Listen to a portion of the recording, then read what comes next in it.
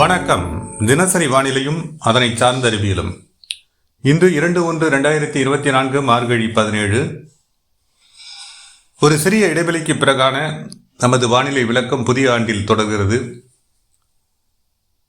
இன்று அதிகாலை நிலவரப்படியான வானிலை அமைப்பு. வானிலை அமைப்பில் ஏற்பட்டிருக்கக்கூடிய மாற்றங்கள் என்ன? ஜனவரி முதல் 2 வாரங்களில் 2 வாரங்களுக்குள் எதிர்பார்க்கப்படும் வடகிழக்கு பருவமழையின் இறுதிச் சுற்று.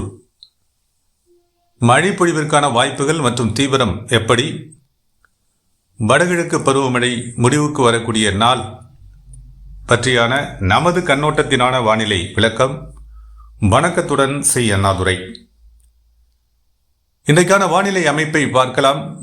தெற்கு அரபிக்கடலில் நீடிக்கிறது குறைந்த காற்றழுத்த தாழ்வு பகுதி. அதேபோல தெற்கு மத்திய தென்மேற்கு வங்கக்கடல் பகுதி சார்ந்தும் நிலநடுக்கோட்டு இந்திய பெருங்கடல் சார்ந்தும் நீடிக்கிறது காற்று சுழற்சி. இவற்றின் விளைவுகளால் தற்போதைய நிலையில் மழைப்பொழிவை ஏற்படுத்த இயலாத சூழலுக்கு காரணமான உயரழுத்த சுழற்சி கிட்டத்தட்ட இந்திய நிலப்பகுதியினுடைய 90% ஆக்கிரமித்திருக்கிறது. உயரழுத்த சுழற்சி விடுபட்டு நிற்பது தென் தமிழகமும் மற்றும் மத்திய மேற்கு மாவட்டங்கள், டெல்டா மாவட்டங்கள். உயரழுத்த சுழற்சியினுடைய தீவிரத்தில் இருந்து விடுபட்டிருக்கிறது. முழுமையாக விடுபடவில்லை. குளிரலி பரவல் இருக்கிறது. பனிப்பொழிவு நீடிக்கிறது. அதில் மாற்றமில்லை.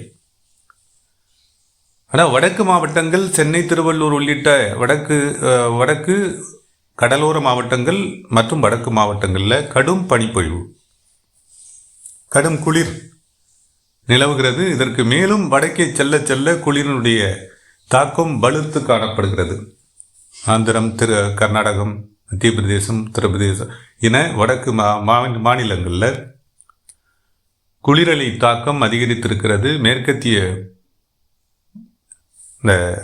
மேற்கத்திய குளிரலைகள், அதாவது குறுக்கீடுகள், வெஸ்டர்ன் டிஸ்டர்பன்ஸ் என்று சொல்லக்கூடிய குளிரலை பரவல் வடக்கு இந்திய மாநிலங்களிலையும் வடகிழக்கு இந்திய மாநிலங்களிலையும் தீவிரத்துடன் காணப்படுகிறது. தற்போது அது ஒரு சுழற்சியாக இந்திய நிலப்பகுதியினுடைய 90% ஆக்கிரமித்து நீடித்து கொண்டிருக்கிறது. இதன் தாக்கம் வங்கக்கடலிலும் இருக்கிறது. தமிழகத்தினுடைய வடக்கு பகுதிகளில் நீடித்திருக்கிறது.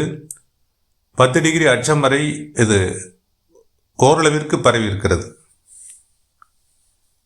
இந்த நிலையில் குளிரலை பரவலானது வங்கக்கடலில் தென்மேற்கு, தெற்கு மத்திய, தென்கிழக்கு வங்கக்கடல் நோக்கியும்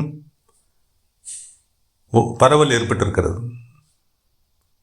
இதன் காரணமாக ஏற்பட்ட தெற்கில் நீடிக்கக்கூடிய குறைவழுத்த பகுதிகள் வடமேற்கில் நகர்வதில் தொடக்கத்தில் இருந்தே தடங்கல்கள் நீடித்து கொண்டிருக்கின்றன.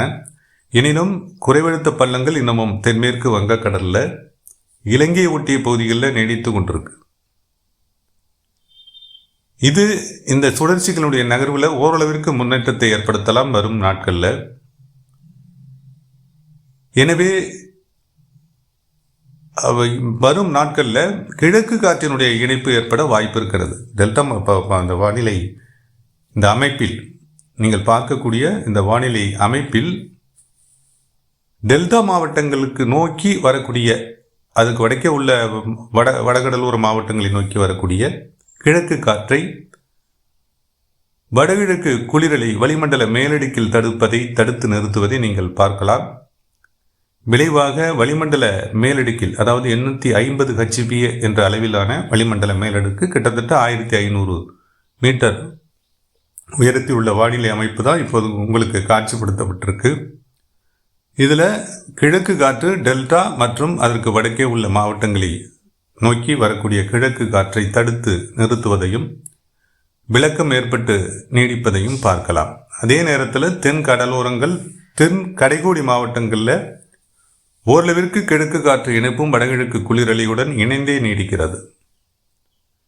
இதன் விளைவாக தான் மேற்கு தொடர்ச்சி மலை மாவட்டங்களை நோக்கி காற்று குவிதல் ஏற்பட்டு அவ்வப்போது மழைப்பொழிவும் அந்த மேற்கு தொடர்ச்சி மலை மாவட்டங்களில் நீடித்து கொண்டிருக்கிறது. இது மேற்கு மாவட்டங்களில் சாத்தியப்படாமல் இருக்கு. கோவை, திண்டுக்கல் இந்த மாவட்டங்களினுடைய மேற்கு தொடர்ச்சி மலைப்பகுதிகளில் அல்லது மலையோர கிராமங்களில் மழைப்பொழிவிற்கான வாய்ப்புகள் ஏற்பட இயலாத நிலை.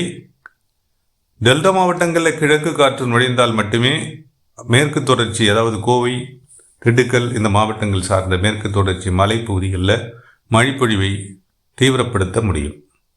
அந்த நிலை வரும் நாட்களில் எதிர்பார்க்கப்படுகிறது. அதாவது தெற்கு அரபிக்கடலில் நீடிக்கக்கூடிய காற்று சுழற்சியானது கிட்டத்தட்ட கேரள மாவட்டங்களினுடைய வடக்கு பகுதிகளுக்கு நெருக்கமாகவும் அரபிக்கடலில் நகரக்கூடும், லட்சத்தீவுகளையும் கடந்து நகரக்கூடும் என எதிர்பார்க்கப்படுகிறது. இது 4-5, அதாவது நாளை மறுதினம் வடக்கு நோக்கி நகரக்கூடிய சூழலும், இங்கே தென்மேற்கு வங்கக்கடல் ஒட்டி நிலவக்கூடிய அந்த காற்று சுழற்சியும் ஓரளவிற்கு வடமேற்கில் நகர்ந்து அமையக்கூடிய சூழலும் ஏற்படக்கூடும். விளைவாக ஓரளவிற்கு கிழக்கு காற்று அந்த குளிரலையை பின்னுக்கு தள்ளி டெல்டா மாவட்டங்கள் வழி நுழைவதற்கான வாய்ப்புகள் வளிமண்டல மேலடுக்கில் ஏற்படுவதோடு அடிவளி மண்டலத்திலும் கிழக்கு காற்றின் போக்குவரத்து இப்போது ஏற்பட்டு கொண்டிருக்கிறது. அடிவளி மண்டலத்தில் வளிமண்டல மேலடுக்கில், அதாவது 850 HPAவில் உள்ளே நுழையும் கிழக்கு காற்று மழைப்பொழிவை மேற்கு தொடர்ச்சி மலைப்பகுதிகளிலையும் மத்திய மேற்கு மாவட்டங்கள்லையும் டெல்டா மாவட்டங்கள்லையும் தென் மாவட்டங்கள்லையும் வரக்கூடிய 4 முதல் 8ஆம் தேதி வரையிலான இந்த காலத்தில் பரவலான தொடர் மழைப்பொழிவு என்று இல்லாமல் 4, 5, 6 என்ற தேதிகளில் மேற்கு தொடர்ச்சி மலை மாவட்டங்களிலும் மேற்கு மத்திய மாவட்டங்களிலும் தென் மாவட்டங்களிலும் 5, 6, 7, 8 இந்த தேதிகளில் டெல்டா மாவட்டங்களிலும் தென் கடலோர மாவட்டங்களிலும் ஓரளவிற்கு விழுப்புரம் வரையிலான வடகடலோர மாவட்டங்களிலும் மழைப்பொழிவை ஏற்படுத்தலாம் என எதிர்பார்க்கப்படுகிறது. இந்த வானிலை அமைப்பு தற்போது நீங்கள் இந்த வரைபடத்தில் பார்த்து கொண்டிருக்கக்கூடிய உயரழுத்தம் மற்றும் குறைவழுத்தம் சார்ந்த 3 சுழற்சிகள், தெற்கில் நிலவும் 2 சுழற்சிகளும் வடக்கில் நிலவும் உயரழுத்த சுழற்சி கிட்டத்தட்ட இந்திய நிலப்பகுதியை ஆக்கிரமித்துள்ள அந்த சுழற்சியானது தெற்கு நோக்கி முன்னேற தொடங்கும். ஓரளவுக்கு தான் 8 டிகிரி வரையெல்லாம் முன்னேறுவதற்கு வாய்ப்பில்லை. 10 டிகிரி வடக்கு அச்சக்கோடு வரை முன்னேற தொடங்கலாம். இந்த நிலையில்தான் தெற்கே நிலவும் குறைவழுத்த பள்ளங்கள் நிலநடுக்கோட்டு பகுதி நோக்கியும் நகரக்கூடும். இது MJ1 அந்த மேடம் ஜூலியன் ஆசிலேஷன் அவற்றினுடைய நகர்வுகளினுடைய தாக்கமும் நீடித்து கொண்டிருக்கும். இப்போ இந்திய பெருங்கடலில் மேற்கு பகுதியில் நீடிக்குது. இது கிழக்கு பகுதிக்கு மாற்றமடையும். அப்போ நிலநடுக்கோட்டு பகுதி சார்ந்து மழைப்பொழிவு தீவிரமடையும். அது இந்தோனேசியா அந்த பகுதிகள் சார்ந்து அந்த மழைப்பொழிவு வாய்ப்புகள் நகரக்கூடும். நமது தமிழகத்தை பொறுத்தவரை அதனுடைய தாக்கம் கிழக்கு இந்திய பெருங்கடலில் நீடிக்கக்கூடிய நிலையில் மழைப்பொழிவுடைய தாக்கம் தமிழகத்தை பொறுத்தவரை பெரிய அளவில் இருக்காது. ஆனால் தென்னிலங்கைக்கு நல்ல மழைப்பொழிவு ஏற்படுவதற்கான சூழல் ஏற்படும். அதாவது இப்போ நீங்கள் பார்க்கக்கூடிய அந்த உயரழுத்த சுழற்சி தெற்கு நோக்கி நகரும் 8ஆம் தேதிக்கு பின்னர். அந்த நிலையில் வடகிழக்கு பருவமழை முடிவுக்கு வரும் என்பது நமது வானிலை அனுமானம். அதாவது 9ஆம் தேதியோடு வடகிழக்கு பருவமழை முடிவுக்கு வருகிறது, அல்லது 9ஆம் தேதி வடகிழக்கு பருவமழை விலகுகிறது. பின்பனி காலம் தொடர்கிறது. முன்பனி காலத்தை கிட்டத்தட்ட ஆங்காங்கே மழைப்பொழிவு ஏற்பட்டு முன்பனி காலம் தீவிரத்தன்மை குறைந்தது, பனியினுடைய தீவிரமும் குறைந்தது. மழையும் அந்த அளவிற்கு ஒரு பரவலான வாய்ப்புகளை ஏற்படுத்தாமல் தென் கரைகோடி மாவட்டங்களிலும் வடகடலோர மாவட்டங்களிலும் அது சென்னை, திருவள்ளூர், காஞ்சிபுரம், செங்கல்பட்டு என்ற அளவிலேயே செங்கல்பட்டும் முழுமையான மழைப்பொழிவை பெறாத சூழலில் வெள்ளப்பெருக்கை ஏற்படுத்தும் மழைப்பொழிவை வடக்கிலும் தெற்கிலும் ஏற்படுத்தி பரவலான மழைப்பொழிவிற்கு வாய்ப்புகள் குறைந்த போதும் ஓரளவுக்கு இயல்பான மழைப்பொழிவு அனைத்து மாவட்டங்களிலும் ஏற்பட்டிருக்கிறது. மேற்கு மாவட்டங்களை தவிர்த்து, மேற்கு மத்திய மாவட்டங்களை தவிர்த்து. இந்த நிலை தற்போதைய வானிலை அமைப்பு மற்றும் மழைப்பொழிவு பதிவுகளின் மூலமாக நாம் அறிந்து கொள்ள முடிகிறது. எனவே வடகிழக்கு பருவமழை 4, 5, 6, 7, 8 என இறுதிச் சுற்றில் நீடித்து 9ஆம் தேதி முடிவுக்கு வருகிறது என்ற தகவல்களை நமது தனிப்பட்ட வானிலை அனுமானத்தின் வாயிலாக அறிவிக்கிறோம்.